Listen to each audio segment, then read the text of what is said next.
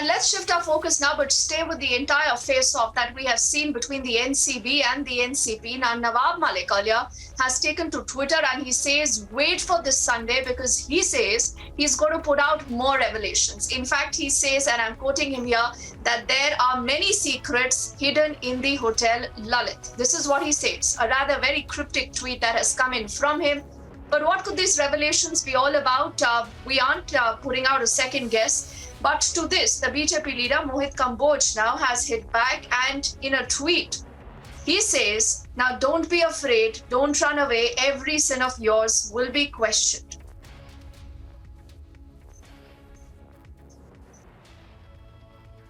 And I'm told Mohit Kamboj joining us live on this edition of the news. Mohit, how would you respond to what Nawab Malik says? And what do you think? What do you think he's wanting to say? ऐसा है, Sunday को नवाब मलिक जी ने, मियां नवाब ने tweet किया कि वो press conference करके reveal करेंगे, लेकिन अभी आधे घंटे पहले, मुझे लगता है आपको जानकारी नहीं है, मैंने रिवील किया है कि संडे से पहले सैटरडे आता है और सैटरडे को 11 बजे मैं प्रेस कॉन्फ्रेंस कर रहा हूँ और बहुत बड़ा एक फैक्ट्स एंड फिगर्स पूरा लोगों के सामने रखूँगा।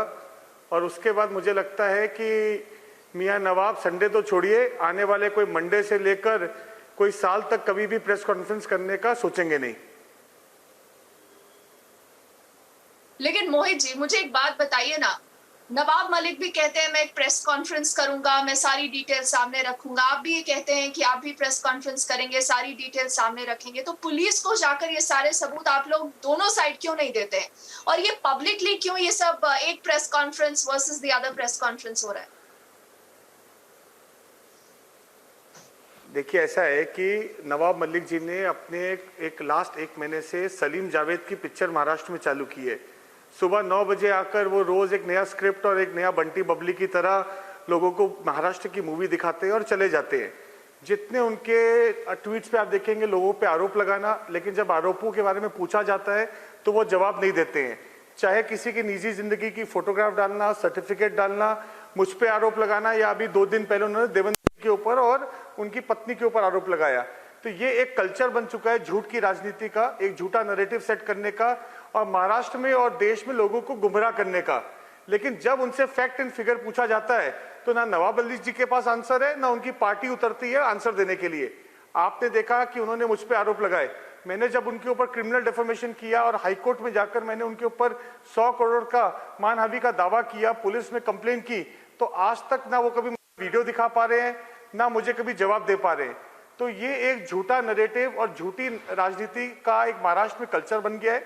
मुझे ऐसा लगता है आप संडे का, मैडम आप बिल्कुल टेंशन मत लीजिए, आपके मैं व्यूअर्स को बताना चाहूंगा, संडे से पहले सैटरडे है, सैटरडे आने दीजिए।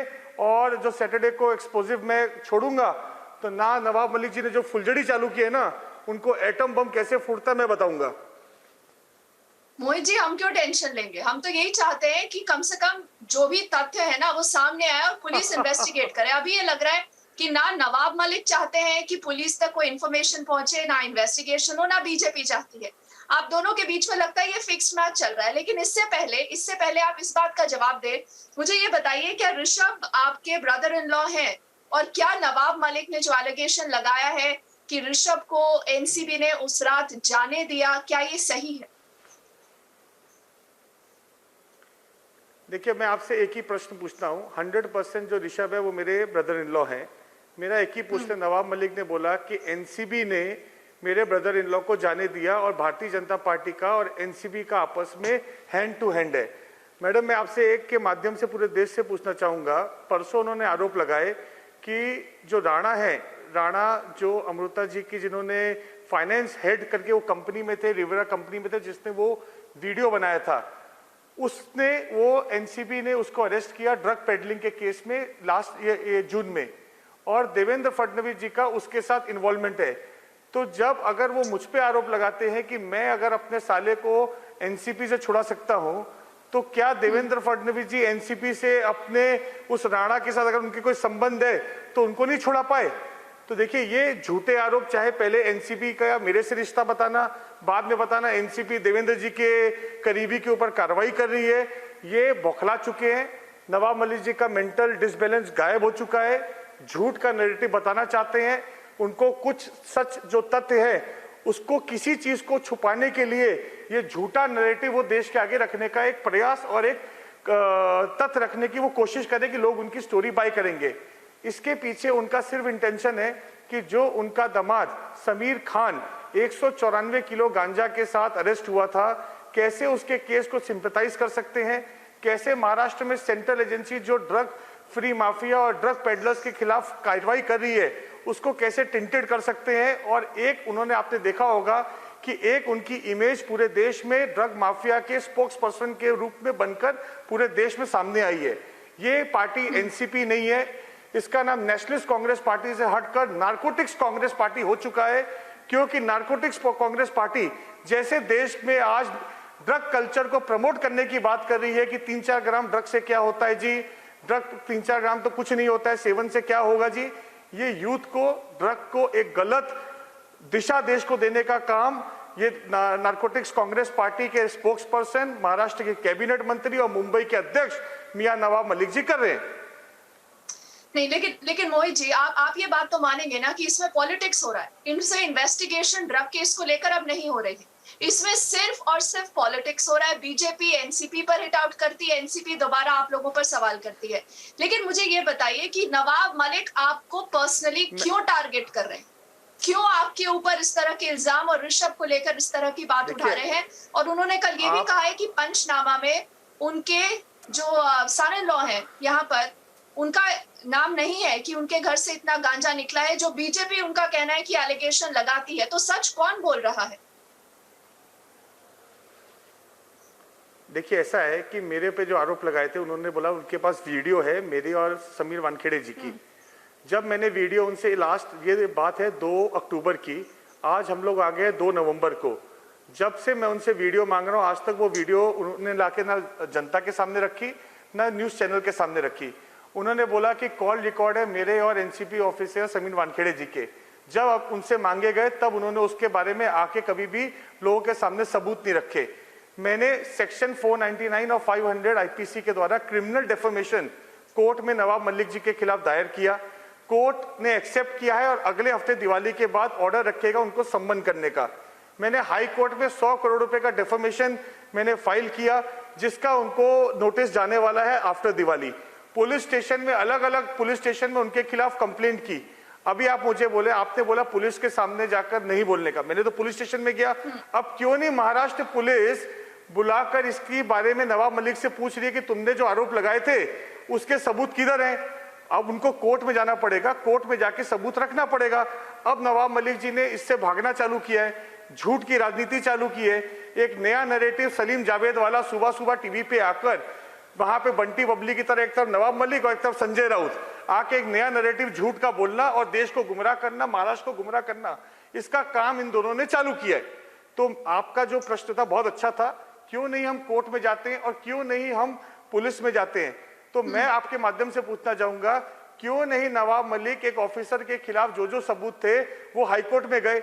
अगर कोई भी राजनेता इलेक्शन लड़ता है, इलेक्शन लड़ने के बाद अगर उसका कोई भी एफिडेविट, अगर वो बैकवर्ड सीट या कोई रिजर्व सीट के ऊपर है और एफिडेविट उसका गलत पाया जाता है, तो लोग क्या करते हैं, हाईकोर्ट जाते हैं एफिडेविट कैंसिल करने के लिए। तो नवाब मलिक जी को अगर कोई भी शिकायत या उनके पास कोई भी प्रूफ थे किसी अधिकारी के लिए, तो अभी तक कोर्ट क्यों नहीं गए। सिर्फ सोशल मीडिया में आना, ट्विटर पे आके किसी महिला की फोटो ट्वीट करना, आके वहां पर सर्टिफिकेट ट्वीट करना, देश में सोशल मीडिया के माध्यम से और मीडिया के माध्यम से चरित्र हरण करना, किसी का चरित्र के ऊपर दाग लगाना का राजनीति सिर्फ नवाब मलिक, नवाब मलिक कर रहे हैं। महिलाओं का अपमान कर रहे हैं। आज आकर वो अगर किसी शादीशुदा महिला की डाइवोर्स हो गया है, उसकी निजी जीवन के पहले की शादी के हस्बैंड के साथ फोटोग्राफ को वो ट्वीट करते हैं, क्या ये महिला का अपमान नहीं है?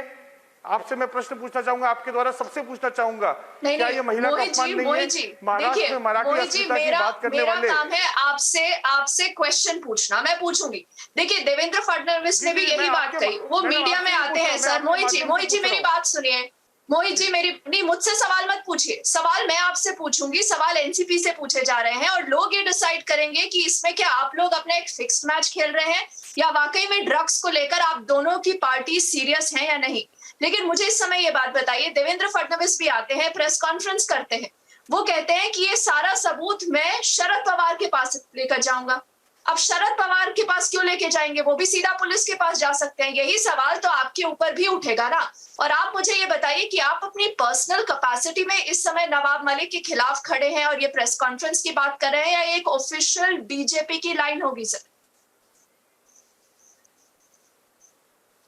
100% मैं अभी से लास्ट 1 महीने से मैंने पहले क्लियर किया, मैं पर्सनल कैपेसिटी में प्रेस कॉन्फ्रेंस कर रहा हूँ, मीडिया पे बात कर रहा हूँ।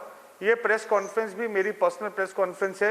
इसमें कोई भी भारतीय जनता पार्टी के पद का, या जैसे वो महाराष्ट्र के कैबिनेट मंत्री का आके अपने पद का दुरुपयोग करते हैं, महाराष्ट्र के एनसीपी के मुंबई के अध्यक्ष उसका ऑफिस यूज करते हैं, एनसीपी के स्पोक्स पर्सन है, नेशनल स्पोक्स पर्सन है, उसका ऑफिस यूज करते हैं। मैं एज अ मोहित कंबोज भारतीय जो लड़ाई है 1 महीने से मियां नवाब मलिक के खिलाफ पर्सनल कैपेसिटी में लड़ रहा हूं। ये प्रेस कॉन्फ्रेंस भी मेरे पर्सनल कैपेसिटी में मैं करने जा रहा हूं।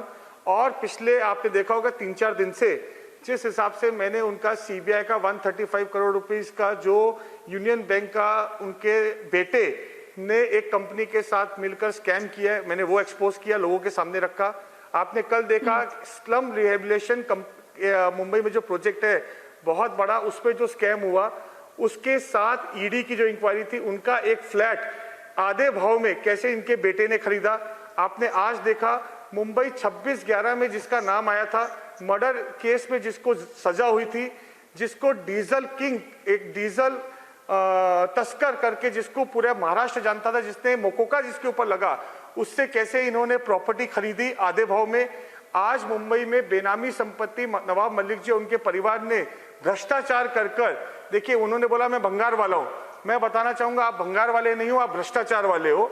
और भ्रष्टाचार कर 2 से 3 हजार करोड़ रुपए की संपत्ति कैसे उन्होंने अपने और अपने परिवार के नाम पर पिछले 25 साल में बनाई है, मैं 3 दिन से इसका धीरे धीरे खुलासा करता जा रहा हूं। आने दीजिए शनिवार को, आप मेरी प्रेस कॉन्फ्रेंस का वेट कीजिए।